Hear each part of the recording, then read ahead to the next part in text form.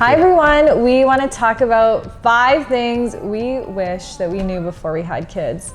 And we wanted to do this video, just the 2 of us, but hey, we got kids and she just squeezed her way in here. So that's kind of how it works, right? I feel like there's probably 100, maybe 1,000 things that we probably would have wanted to know before we had kids. But we'll give you 5, maybe 6, maybe 7, I don't know. As we start talking, I'm sure there'll be other ones that we're like, hey, I wish someone told me this. I also wish people didn't tell me things too.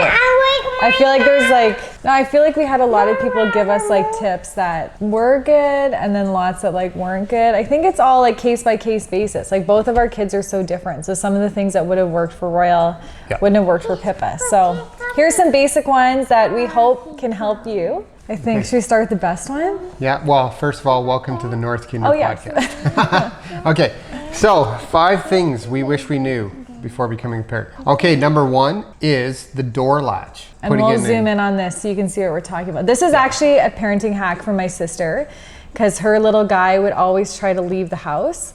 And that's scary. Like if they can undo the deadbolt and just run out, especially toddler age, and you're running after them or you have multiple kids at home. So basically we just went to Home Depot and we bought one of those hotel latches and we place it on the top of the door so you can latch your kids in at night. So they would have to get like a tall ladder or maneuver to get the latch open. So they're not just able to kind of like sneak out without your supervision. And I wish you could see Royal's face right now. He's like, what do you mean? Yes, that stopped me from leaving. I can open the latch. You can open the latch now. He's bigger now, but especially when they were small, like it saved the day multiple times. And I even had a person that I knew, they told me that their kid got out and they found them like in the neighbors like over in their driveway and they couldn't like find their kid. So this is something, toddlers can be super sneaky, so get that latch. There's also a cool Canadian company, it's called the Toddler Monitor, and we actually bring it on holidays. And it's a little device that you just like hook on the door, and with any movement, you set it up with the app on your phone, it'll send an alert to your phone, like a loud alert. So when we don't have like the up top latch, when we go places, we take the Toddler Monitor. Or hotels, anywhere like that, for sure. We've even put it like on patio doors because the kids can sneak the patio door open when we're away somewhere. So I recommend it. I think I can really do that. Yeah, see? See, he's already saying, I can really sneak out. Like you guys can do all kinds of things. Well, you can set the sensitivity so it's really sensitive. One more hack that we do is we actually also bring zip ties in our suitcase. For the sliding doors. Yes, and it's something that I actually just keep in their car seat bag so that I never forget it if we are going anywhere. Especially, again, the patio door thing is an issue. And you know what, if you're stressed that your kids are gonna get out or they're gonna be on the balcony, then you're not having a relaxing holiday and a relaxing stay. So we just zip tied that patio door closed or the main door. And that just gives us that extra level of security, knowing that our kids are safe at night in a different place. So okay, number 2, the child harness, which lots of people judge. Lots of parents judge this one, but let's talk about that. I thought parents would judge. I was worried because there was a few times, again, Royal was just more active and just kind of wanted to run around. There was one time in particular, we were going through airport security and he was going underneath the lines and like going into the zones you're not supposed to go in. And it was after that, and I think I was pregnant with Pippa. So I'm this pregnant woman maneuvering this belly. And it was after that we're like, you know what, we're getting the harness or like the child leash. And I did think that people would give us judgy looks. I actually found the opposite. I found more parents approaching me being like, where did you buy that? Can you tell specifically what the brand is and everything?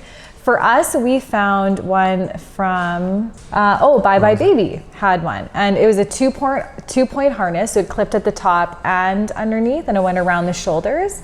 And so that one was good because he couldn't wiggle out of it. There's other harnesses that could work for your kid depending on their level of, I don't know, getaway ability. That is like a little backpack that has one clip. For me, that wouldn't have worked. I needed the 2-point harness for Royal. And that really saved the day a lot, especially when you have another kid.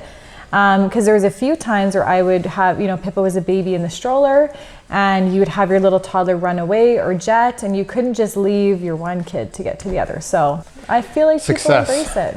Okay. Number 3, how do you pack when traveling? How do you make sure you get everything in? I feel like a lot of these are travel centered, but not all of them, like with the latch and the zip ties, use those at home too, if that makes you feel better as well. Or the toddler monitor at home. It can be a bit of a It can be both. fire hazard issue because, you know, you want to make sure you have scissors nearby in case there's a Yeah, fire. oh, we pack, yeah, that's true. We do pack scissors too. Yeah.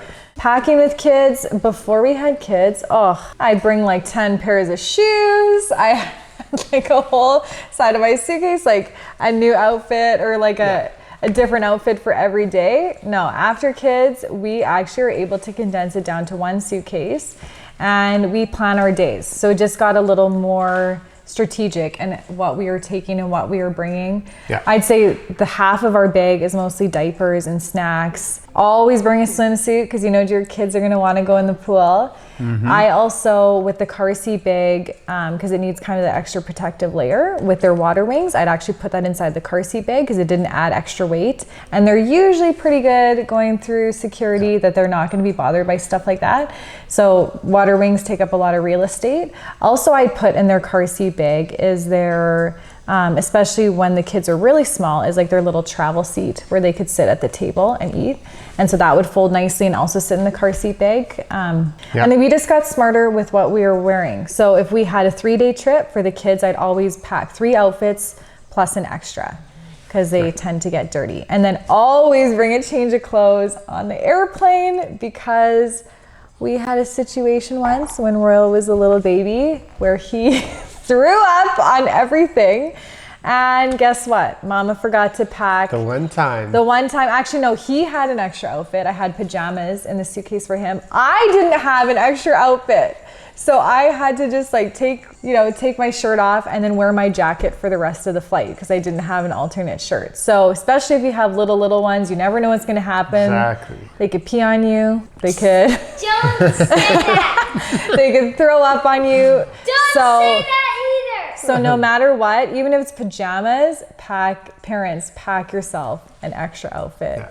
And make sure you know the day before. You do actually, it's not like when you're younger whatever, you just decide the night before you're going to pack in the morning or really late at night.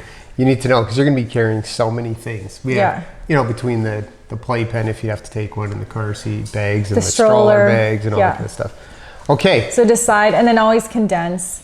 Oh, and the other thing too is that we like to pack his little garbage bags now because ever since that incident, we just have like a little thing of rolled up bags that we put in our carry-on so that you can put any of that stuff in there. Or even if the kids get dirty and you don't want it to touch your other luggage. I also bring little tiny garbage bags in my day-to-day backpack that I bring with the kids too. So not just traveling hack, but definitely just day by day. The kids get wet, they jump in puddles, they sit in things. And so, especially this age now with freshly being potty trained, I always have a little garbage bag, an extra pair of pants, and some extra underwear. So. Okay, so next, how to communicate with a toddler. Okay, so one thing we found is... She's how old? 3. She's 3 now, yeah.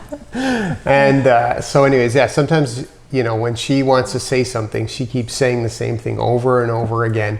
And it's like she's not getting the message to you. Use an example. Like for instance, she wants some Skittles or she wants her treats or whatever she wants. She keeps telling you over and over and you say, no, you eat this healthy food first. It doesn't work. What you need to do is we found is when she says, I want a treat, we say, okay, you want a treat. So identify what she's saying. So she understands, you know what she's asking you. And then you say, okay, you want a treat. Now you can have a treat, but here you're going to eat this healthy food first. So it's identifying, yes, we hear you. You do want a treat? Yes. And then you might want to explain that better. But anyways, no, I think you did it. Yeah, it was because we just found she'd go on a loop. I want my Skittles. I want my Skittles. I want my Skittles. And we'd say, no, healthy first. No, healthy first. But I don't know if it's just, maybe a psychologist can tell us what the real reason is behind that. But when we said, oh, you want Skittles, then she would stop crying. And then it would be kind of something we could move on with. We had to identify what she was saying verbatim. You want Skittles? Okay, you can have Skittles. First, we're going to eat our healthy foods. Okay, so number 5. Is this the last one? This is the last one. All right. Baby carrier. Yeah. The essential tool. We got the Ergo Baby because it kind of went nicely with the baby's hips. I also had like a soft, one of those like cloth wraps that you wrap around. So when the kids were first born, that was actually really nice because you could hold them close to your body. Why do we think this is a parenting tip? Especially if you have more than one kid or you have a kiddo that loves to be cuddled all the time, I would do so many activities wearing the baby. So I'd be doing laundry, I'd be folding socks, I'd be putting dishes away, wearing the baby. And then that helps to also for traveling. Yeah. When you have multiple kids, well, you can Frees wear your one of hands your up. kids, and then your hands are free to push the stroller with the other one.